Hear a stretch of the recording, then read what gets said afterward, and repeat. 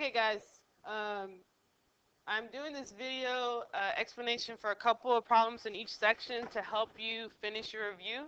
I like to kind of show you the steps for a couple problems and then have you work the remaining problems on your own. So please put forth your best effort.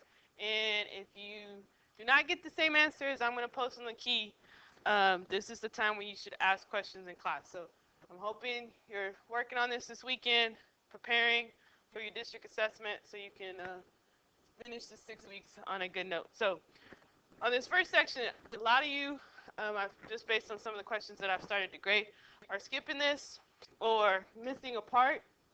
So on your assessment, you will have to start with the 30, 60, 90. So on number 1, we have to start with this triangle. And if I look, the part that they gave me was the hypotenuse. In the 30, 60, 90, the 30, opposite of 30 is your short leg. And the hypotenuse and the short leg have a relationship. The hypotenuse is double the short leg, or if I take half of the hypotenuse, that would give me the short leg. So this short leg is actually 4 units long. And if I look, that 4 represents now the hypotenuse in this special right, the 45, 45, 90 triangle. So in a 45, 45, 90 triangle, just a little review, you have 2 legs that are the same, and the hypotenuse is whatever the leg is times radical 2. Well, we now have the hypotenuse, so I have to go back. Since the hypotenuse is the leg times radical 2, if I want to work myself way back, I'm going to do the inverse of multiplying. I'm now going to have to divide. So I'm going to take that 4 and now divide it by radical 2. And you got to know your radical rules and how to simplify this. We cannot leave the answer like this because, I'm going to give you a minute, think about it. Hopefully you said you cannot have a radical at the bottom. You can't keep the radical at the bottom. So to get rid of the radical at the bottom, we call rationalize it, and we're just going to multiply the top and the bottom by that radical, radical 2. Well, top times top, bottom times bottom. 4 times radical 2 is going to give me 4 radical 2. Anytime I multiply a radical time itself, radical 2 times radical 2, it's just the 2. And then now I can simplify those 2 numbers, because those 2 numbers do not have the radical. 4 divided by 2 is just 2, then radical 2. This is our answer. So on the problem with the district, you're definitely going to have to start with the 30, 60, 90 triangle first. So on number 2, the leg that they give us is the long leg. So now I'm going from the long leg to the short leg. Well, in a 30, 60, 90, to go from the long leg to the short leg is whatever the long leg is divided by radical 3. Because this is short leg times radical 3, this is x, this is 2x on the formula chart. So now we're going to work backwards to get our short leg. We know the long leg is 5, so I'm going to say 5 divided by radical 3. Just like on number 1, we can't have the radical at the bottom. So what do we do? Exactly. Multiply the top and the bottom by radical 3. The square root of 3. Top times top, bottom times bottom. You're left with 5 square root of 3 over 3. That is the short leg over here. Now, we got to get to the hypotenuse. We got to go from the 30, 60, 90 and move to the 45, 45. So to get to this hypotenuse, I just double that. And when I double it, I times it by 2. That's just timesing the top by 2. You cannot times the radical, the square root of 3. You can only do the 2 and the 5 together. So this gets simplified to 10 square root of 3 over 3. Now, I'm going from the leg to the hypotenuse. Back to what I said over here. The hypotenuse is whatever the leg is times radical 2. Well, this leg is 10 square root of 3 over 3. So I'm now going to say that 10 square root of 3 over 3 times radical 2. Now, inmates and outmates don't mix. The square root of 3 and the square root of 2 are both inmates. They're both inside the radical. So I can multiply those 2 together. So that will leave me with 10 square root of 6 over 3. And this is our answer for x. Now, I want you to use these two explanations to help you with solving the remaining four. And of the remaining four, number 4 and number 6 are very similar to your tests on Tuesday. Okay? So try those. Come to class asking questions. We're going to want to hit every section on Monday. Now, for the next section, you're going to have a problem, two problems, one of each, dealing with area of regular polygons.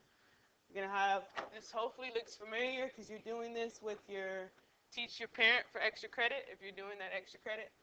It says we have an equilateral triangle. We have to know what that means. No picture given, so draw your own. That means all sides are congruent. It has a perimeter of 54. They want us to find the area. So if the perimeter is 54, and if I divide each side, divided by 3, then I know each side is 18. They want us to find the area to the nearest tenth. Area is base times height divided by 2. That's on your formula chart you get to use on the test. So I'm hoping you see that we don't have the height. This is the mistake that some of you made on your test Thursday. The height is not 18. You have to draw that height. It has to be perpendicular. When I draw that, it cuts the side into 2 equal parts. So this is 9, okay? And one way you can get to this height is we need to remember, if you see a right triangle, you can do Pythagorean Theorem. A squared plus b squared equals c squared. Or, remember the shortcut. The height, this is only for equilateral triangle, is whatever the side is, divide by 2, radical 3. Well, the side was 18. We took half of it, that's 9. So the height is 9 radical 3. Okay, 9 radical 3. So now I'm going to plug it into the formula that we had. The base of the triangle is the 18. Then we have the height, 9 radical 3, divided by 2. When I multiply these together, you're going to end up with 81 radical 3. Now, they want us to round to the nearest tenth. Any rounding you do has to do it be at the very end. So if you do Pythagorean Theorem, don't round after that answer because it's decimal answer. Round after you do your multiplication.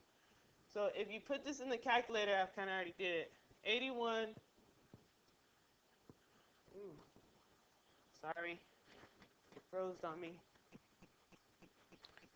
81 radical 3.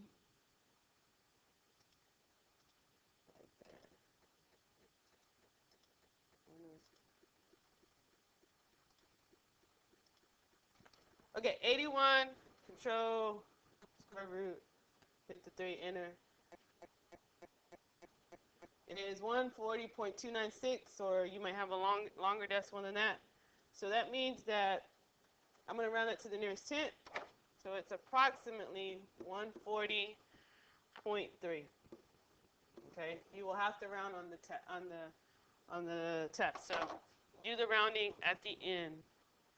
So besides one dealing with equilateral triangle, you're going to also have a problem with a hexagon. A hexagon is a 6-sided figure. It's a regular hexagon. Whenever we're dealing with regular hexagon, it means all the sides are congruent.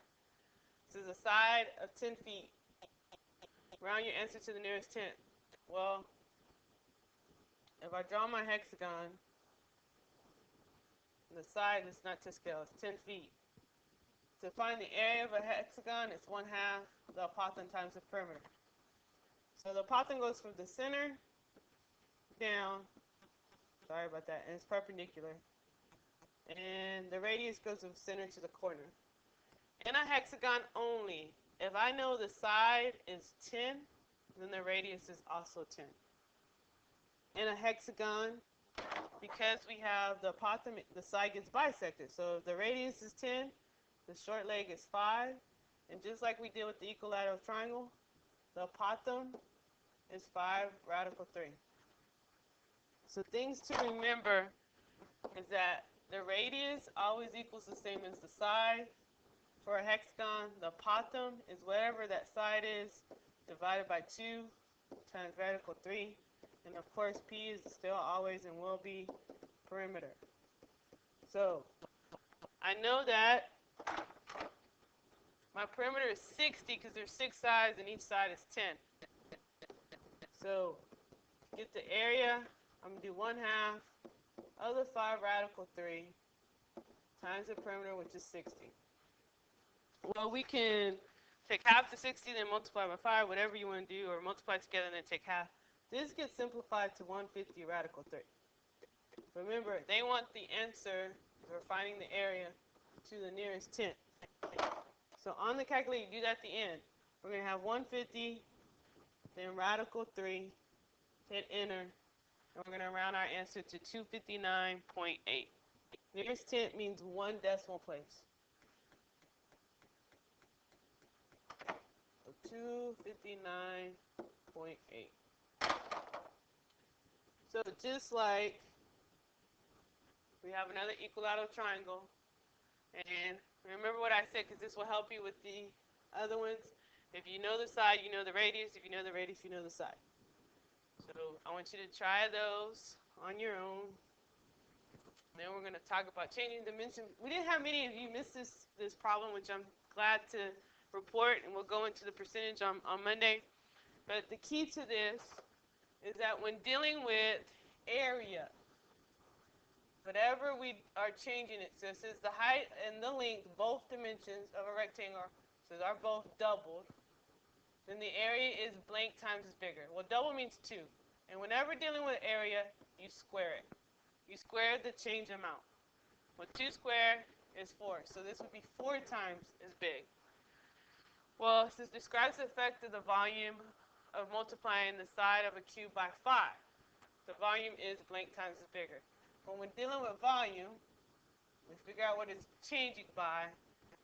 It's changing by 5. Well, in volume, you cube it. So you do 5 cubed. 5 cubed is 125. So it would be 125 times bigger. Most of y'all are real good on this, so I'm expecting you to kind of just whiz through these next sections or come in with some good questions. All right, so then you're definitely going to have a section dealing with shaded and composite areas. So let's look at 19 and 20. There's not just one way to solve this. It's problem solving that we're checking for. The dotted line is not part of the figure, but it is the height. It's the height of the parallelogram, and it's the height of your triangles. Some people like to look at, to find the shaded, you always take the total figure minus the shaded. So the total area of the figure minus the shaded area. Or minus the unshaded, sorry. Alright, sorry on that. Minus the, unshaded. So the total area is a parallelogram, which is your base times height. The unshaded is a triangle, which is your base times height divided by 2. The height of your triangle here is the same height as the dotted line. So I could do the base of the triangle is a 10. I could do 10 times 5 divided by 2. And then the base of the parallelogram is the 12. So this would just be 12 times 5. So we have 60 minus the 25. Did I do that right? Yeah. And where we at? Well, I'll put it over here. So the area is 35 centimeters squared. And what we've had some people do is say, oh, I see this shaded. This triangle, that shaded triangle is just base times height divided by 2. So they just say, oh, that's just 12 times the 5 divided by 2, which gives us our 30. And then they say, I see this triangle over here as well. That is also 2 times 5 divided by 2, which is 5. So they say, oh, here's my shaded. The 30 plus the 5, 35. So there's 2 ways to get the answer. Just be accurate at your method. You're definitely going to see a problem like this. This is the third time of us giving you a composite with a rectangle and a triangle. I'm hoping we see that this side is 30. So if I know this is 18, then I can find the remaining part here by subtracting 30 minus 18. So that's 12. And now this is our right triangle. And I can use, whenever we see a right triangle, we should instantly think exactly Pythagorean Theorem. So we could do our Pythagorean. Don't mess up in substituting the parts. C is always opposite the right angle, which is your hypotenuse, the longest part. So this is 13 squared. We got 12 squared plus our b squared. 144 plus b squared equals 169. And so we're just going to subtract the 144. B squared equals 25. That cannot be our answer because 13 is the biggest side. So that means you have to take the square root because it's b squared. So you have to take the square root to find just what b is. B is 5. Well, if I know b is 5 and the whole bottom is 20, that means that the remaining part is 15. So now I know that I have a 30 by 15. That gives me my rectangle. And to do my triangle, I have a 12 by 5 divided by 2. So we're adding the two together, and we should get 480. So use your method to problem solve on the remaining 4. These I'm not going to do for you. I want you to practice and try them on your own. Now, geometric probability. We definitely have to talk about this. This problem here, number 25. This is the third time we gave you this problem. So just make sure the fourth time is the charm, maybe this time. So to find your shaded region, you're taking the area of that shaded region. Well, that shaded region is a triangle. That means base times height divided by 2. Here's the base. That's the 5. What would be the height of the triangle? Height is always perpendicular distance. So from the vertex of this triangle, which is up here, if I find the perpendicular distance, there it is. It can be outside the triangle. So this, most of the time when they show it's outside the triangle, they do a dotted line. So the height is 6. So to find the area, I'm doing 5 times 6 divided by 2. The area of the shaded, S for shaded, is the 15 feet squared. But you also need the total area. Whenever we do our probabilities out of the total. Well, the total is the whole two triangles put together. So this base is now 8, because we're still going to do base times height. So 8 times our height, which is still 6, divided by 2. Well, the total is 24 feet squared. So to do probability of the shaded region, P is what we use for probability. I'll just put PRB. You do the ratio of the shaded out of the total. So that would give me 15 out of 24. They want the percent to the nearest 10. Okay, percent to the nearest 10. So if we go on our calculator, if we do 15, oops, I knew this was going to happen again. Let me get rid of this. 15 divided or out of the 24, I know we get that fraction 5/8, but they want the percent. So you want to change that to a percent. To a decimal. That's 0.625. Percent is a number out of 100. So I'm just going to times that by 100. And my percent is 62.5%. So my percent, 62.5%. As we keep the decimal, because it's not, irrational. It's not non-repeating.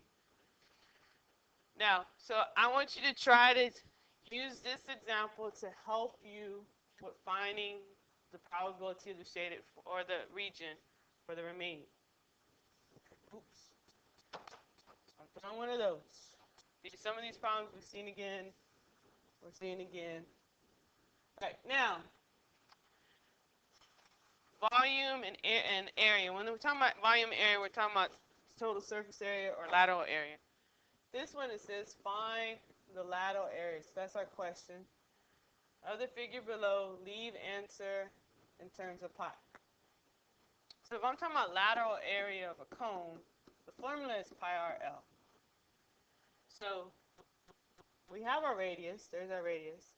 L represents the slant height. That's over here. The slanted height. The height that's slanted. We do not have that. But I'm hoping you see we have a Pythagorean theorem. So I know this is 16. So we're going to do a squared plus b squared equals c squared. So we're going to do 16 squared plus the 10 squared equals c squared. C squared represents the hypotenuse, which is our slant height. So we have 256 plus 100 equals c squared.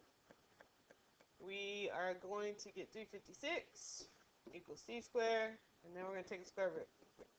So we know we're going to do pi times the slant height. So we're going to basically find the slant height. We already know what the radius, pi r times the slant height. So control x squared, 356. To get a decimal, remember I said we're going to do a rounding at the end? So to find the lateral area, we're going to take that answer, times it by the radius. Our radius was 10. And we're keeping pi in our answer. So we have 188.68.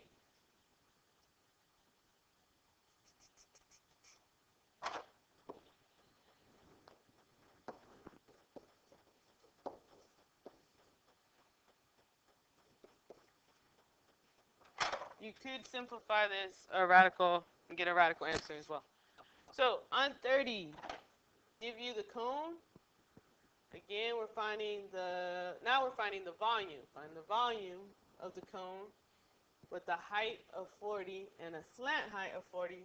Leave answers in terms of pi. So volume of a cone is base times height divided by 3. Capital B means the area of the base. The area of our base is a circle. So that would be pi r squared times the height divided by 3. Well, the height is 40. The slant height is 41. The radius is what's missing. So what are you going to have to do with that dotted right triangle to find that radius? Bingo! Pythagorean theorem. So we're going to have 40 squared plus the radius squared equals 41 squared, or b squared, doesn't matter. Well, when you get what, 1600.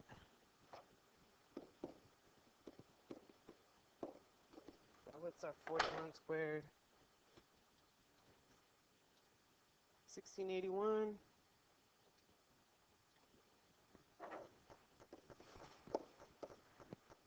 So we subtract the 1600, so radius squared equals 81. Then take the square root. So our radius is 9. So now I know what I'm going to plug in. Pi times 9 squared times the height, which we know is 40, divided by 3. And we're going to multiply, square it, do the the exponent first, then multiply by the 40, divide by 3. This comes out to be 1080 pi. So there's your example for that problem. Besides looking at cones, you're going to also have pyramids. So lateral area, find the lateral area. That's what I'm circling because that's what I'm finding. Of a square base, so the base is a square. Pyramid with a base perimeter of 24 and a height of 4.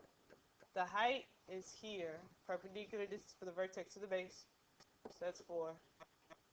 If the perimeter is 24, if I divide by 4 because it's square, that means each side is 6. So that's 6, that's 6, 6, 6. Well, in order to do the lateral area, we have to know the perimeter times the slant height divided by 2. We do not have the slant height. We have the perpendicular height, the altitude. So now I'm hoping you see in here, there is a right triangle. And that is the slant height. So this is 4. And this goes from the center of the square to the edge of the square. And the whole edge is 6. And that has to be 3. So we can do Pythagorean Theorem again to find that slant height. I'm going to let you do that. If you want to pause the video, pause it. Because I'm just going to give you the answer. Your slant height, when you work it out, is 5. So we already know that the perimeter is 24, so that was our P, times our slant height, which is going to be our 5, divided by 2. That will help me get my lateral area. So the lateral area is going to be 60 units squared.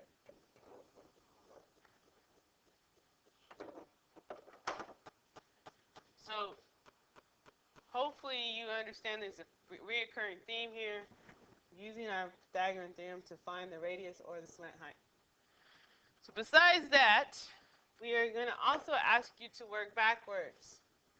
On 33, since the lateral area of your cone is 240 pi centimeters squared, it has a slant height of 20 centimeters, find the diameter. So find the diameter is our question. We have the slant height. We have the lateral area. Lateral area formula of a cone is pi RL. Well, we already know what that lateral area is. It was 240 pi. We also already know the slant height. It is 20. So we're going to work backwards. Well, I can go ahead and cancel out the pi's because they both have pi. Now I'm just dividing by 20 to cancel out those 20. And 240 divided by 20 is going to leave me with 12 as the radius. So our diameter, because yeah, they want to find the diameter. Our diameter will be double that, which is 24. So we have talked about slant height. There's some more cones. Talked about nets today in class. A lot of you like to use the formula because it says find the surface area. Surface area means your total.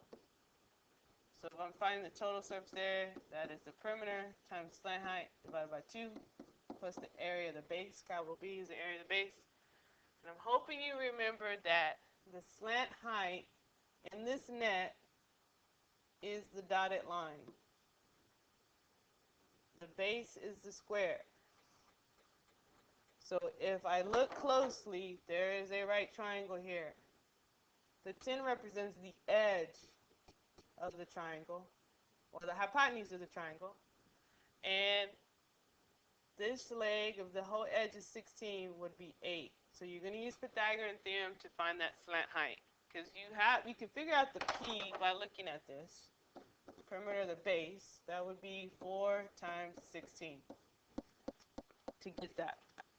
So you could calculate that without it be given to you. So if you see that to 64, I would have to use Pythagorean theorem to find the slant height. And I can see the area of the base is square, so that's 16 times 60, which is 256. So I'm going to see if you can do Pythagorean theorem correctly to get that slant height. Pause the video and come back. Hopefully when you come back, you got the correct answer. That slant height is 6. So now I can plug everything in. Because I have the P, I have the L, I have the B. So I have 64 times 6 divided by 2. Just that is divided by 2. And then we're going to add I didn't write that down. The 256. I just realized. I forgot the 6 over here. Some of you have already done this. We checked it in class, so you should be very comfortable and confident with that now.